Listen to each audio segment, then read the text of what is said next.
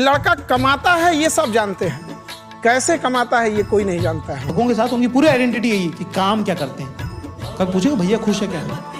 बचपन से उसको कहा गया मर्द को दर्द नहीं होता। अरे होता है, उसको भी दर्द होता है, बेचारा बोल नहीं पाता है वहां पर। कहती भाई इतनी ऊंची बिल्डिंग में काम करता है कि ऊपर देखो तो गर्दन दर्द हो जाती है और भाई मर रहा वहां। अगर कभी तकलीफ हुआ ना, कोई लड़का यहाँ ये नहीं कह सकता कि सबके सामने हम रो सकते हैं। रोने के लिए भी अकेले जाना पड़ता है, वरना लोग कहेंगे क्या लड़की जैसे रो रहा है, क्या हम लोग को तकलीफ नहीं होती है? पर किसको बताएगा? कितने सारे लोग हिंदुस्तान में जो हैंड टू माउथ चलते हैं, उनके अकाउंट में 6 महीने की तनख्वाह थूक दे अपने बॉस के मुंह पे।